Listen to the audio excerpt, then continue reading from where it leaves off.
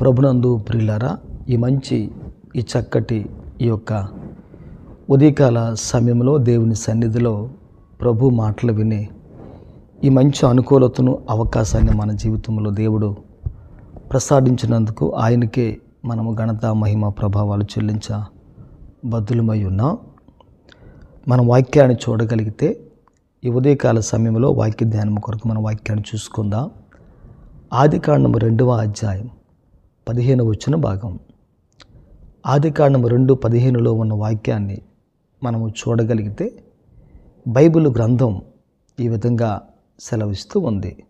మరియు దేవుడైన యెహోవా నరుని తీసుకొని ఏదైనా తోటను సేద్యపరచుటకును దాన్ని కాచుటకును దానిలో ఉంచెను అని బైబిల్ గ్రంథములో ఈ మాట మనం చూస్తున్నాం.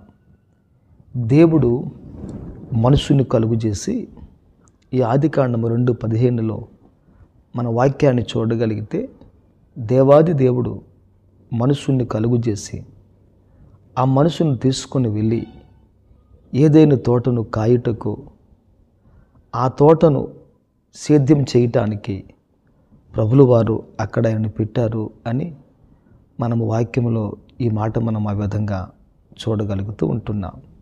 దేవాది దేవుడైన యెహోవా మనుషును కలుగు చేసి ఆ మనుషును తీసుకొని వెళ్ళి ఏదైనా తోటను కాయాలని, ఆ పంటను పండించాలని, సేద్యపరచాలని చెప్పి దేవుడు ఏదైనా తోటలో ఆదామును పెట్టారు అని ఈరోజు ఈ వాక్యంలో మనం స్పష్టంగా ఈ మాట మనం చూడగలుగుతూ ఉంటున్నాం. దేవుడు ఎందుకు మనుషుని కలుగు చేశాడు అని మన వాక్యంలో చూడగలిగితే, దేవుడు మనుషును ఒక ఉద్దేశంతో, ఒక తలంపులతో, ఒక ఆలోచనతో దేవుడి మానవుణ్ణి కలుగు చేసుకుంటూ వచ్చాడు. దేవుని యొక్క నిర్మాణం పట్ల ఆయన ఉద్దేశాలు, ఆలోచనలు ఎంత ఉన్నతంగా ఉన్నాయో ఒక్కసారి మనము జ్ఞాపకం చేసుకుంటే అవి మన మనసుకు అందనంత ఆలోచనలు దేవుడు కలిగి ఉన్నాడు.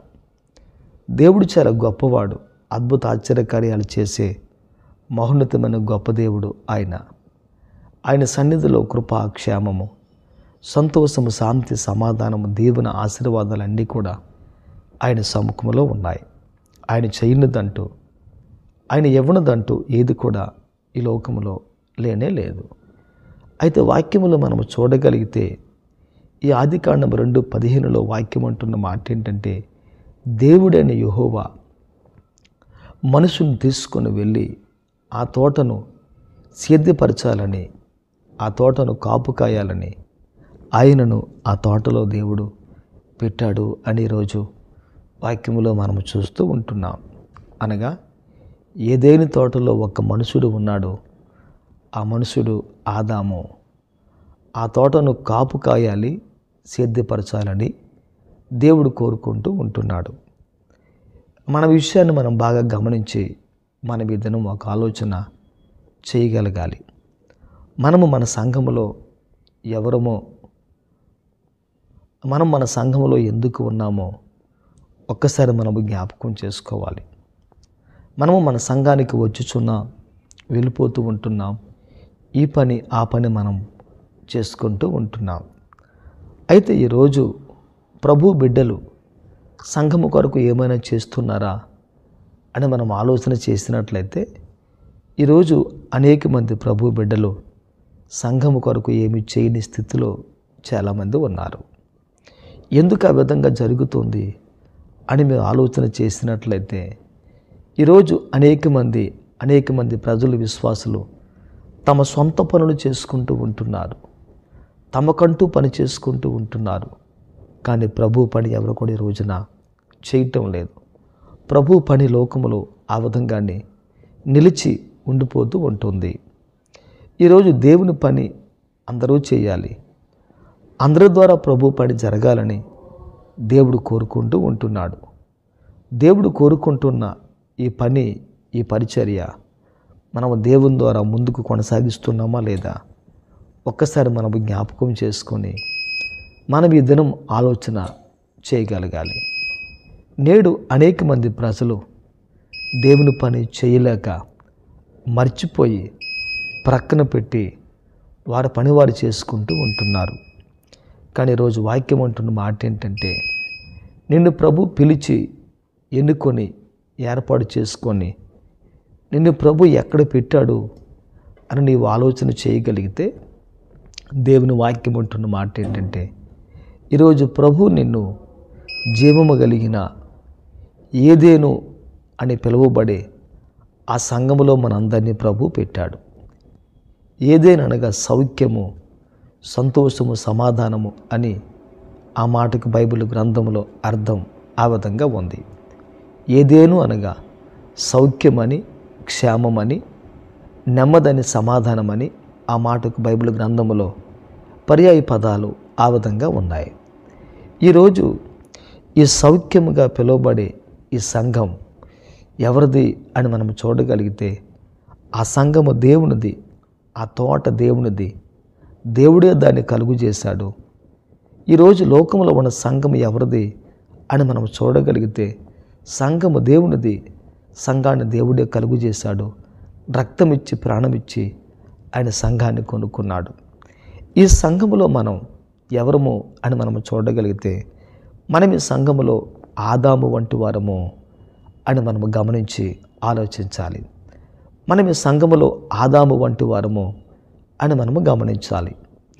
ఆదాము ఆ యొక్క తోటకు ఏం చేశాడో ఈరోజు ఒక విశ్వాసి కూడా సంఘానికి ఆ విధంగా చేస్తే, ఆ విధంగా ప్రయాసపడితే, ఒక సంఘము కొరకు ఒక విశ్వాసి, తన సంఘము కొరకు ఆ విశ్వాసి కష్టపడి ప్రయాసపడితే, తన సంఘం కోసం తాను పనిచేస్తూ ఉంటే, తన సంఘం కోసం తాను పనిచేస్తూ ఉంటే, ఈ రోజున ఆ పని దేవుని కొరకు ఆశీర్వాదకరంగా మార్చబడుతుంది.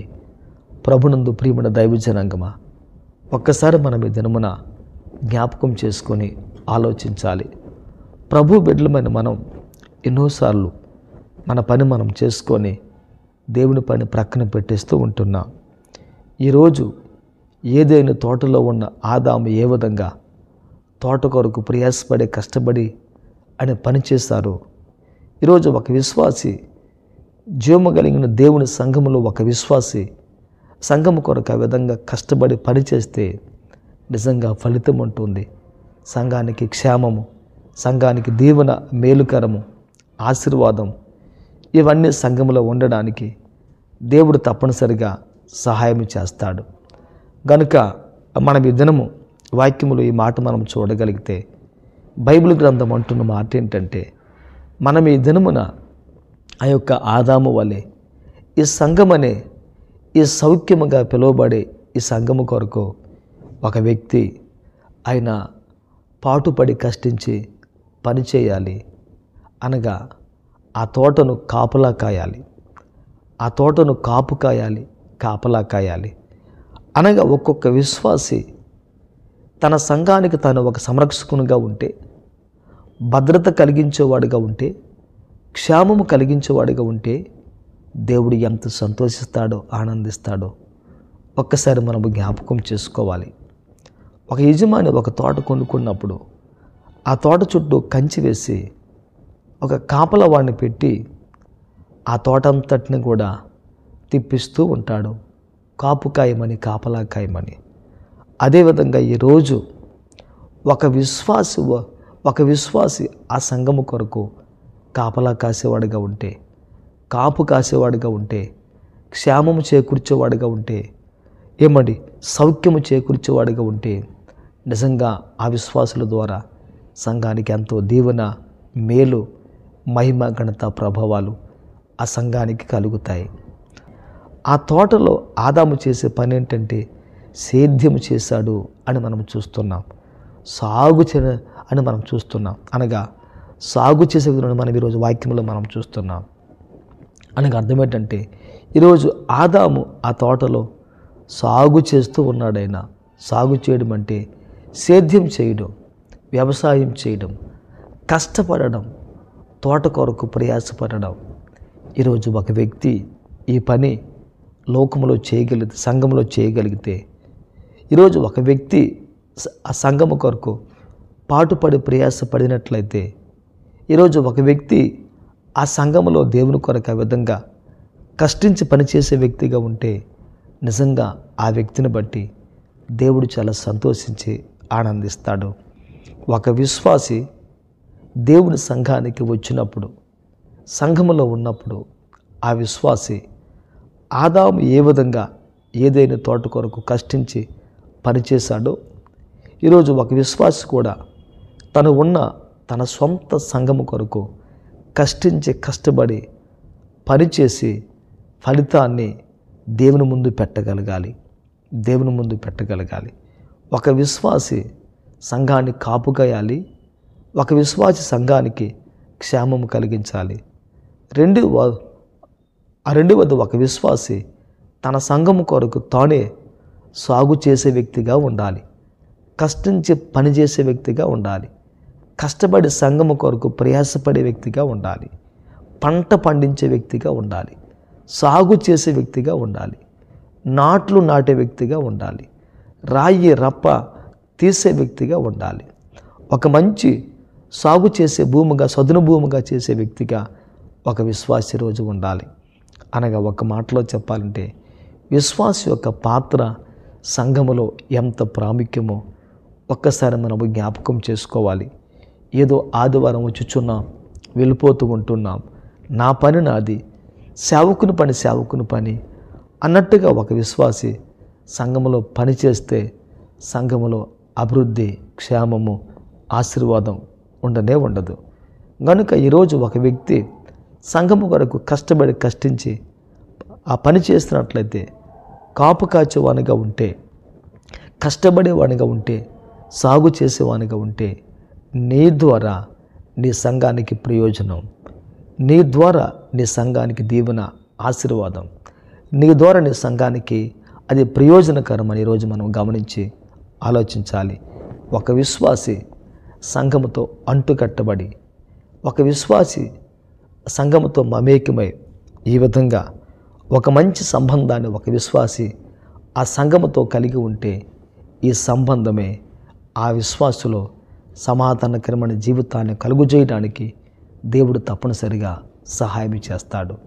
కనుక ఈరోజు ఒక విశ్వాసి దేవుని సంఘము కొరకు ఆ విధంగా కష్టించి పాటుపడి పనిచేసి మనం ప్రభు కొరకు ముందుకు ఆత్మ సంబంధంగా ఆ విధంగా సాగిపోదాం. ఈ ఉదయకాల సమయంలో ఈ మాటలు మన వెనుకలో దేవుడు దీవించి ఆశీర్వదించునుగాక.